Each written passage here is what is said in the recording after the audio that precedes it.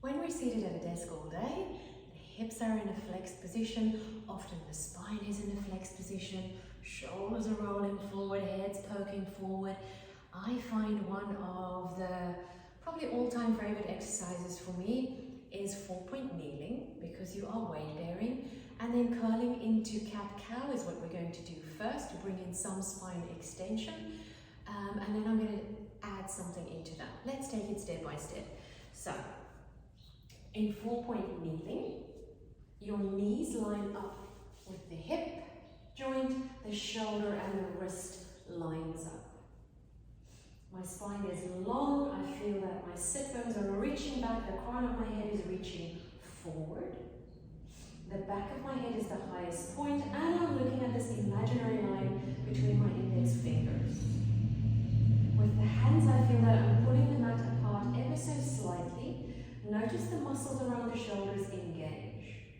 So already in this position, I'm working the muscles at the back of my neck to prevent the head dropping forward, keeping it in this position against gravity. So that's fantastic. If you sat at a desk with the head poked forward all day, you need this in your life. Let's go into cat first. So imagine you have a tail. Drag that tail between your legs and let that ripple travel up your spine into a nice, long, even C shape. So the head is the last thing to drop forward. Your abdominal muscles are fully engaged. Your pelvic floor fully engaged, supporting this lengthening that is happening through the back of the body. Let's lengthen the spine into a centered alignment, so arriving in the natural curves again. Cow is the opposite. So reach your sternum, your breastbone forward, sit bones up, and try and find an even arch through the back. Not the head all the way back with the eyes poking forward. You'll notice that's all sorts of crunching happening at the back of the neck. I'm aiming for an even arch through my spine. That's very difficult for me actually. And then soften the ribs down, come back into your natural curves. Curling into cat, segmental flexion through the spine, active lengthening of the back muscles, supported by the activity in the front, abdominals. Breathe in, feel the widening through the lower back.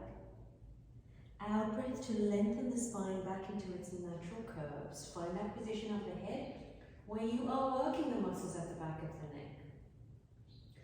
As I reach my sternum forward, my sit bones up, I feel like I'm drawing my hands back without actually moving them. So maybe I'm feeling this in my upper back between the shoulder blades. That would be the target. And then come back to the center. Of course, once you've got your segmental movement, you can go into a little bit more flowing cat and cow, but really have a intention behind it. So it's not just lift and lower, it is segmental still. You can flow, but have good integrity through your movements. And then the add-on I was speaking about, so going into your cat, keeping this cat shape.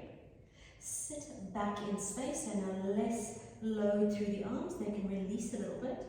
Notice how the front of the hips are opening, lengthening. That's a good thing if you've sat in a flexed position all day with the hips.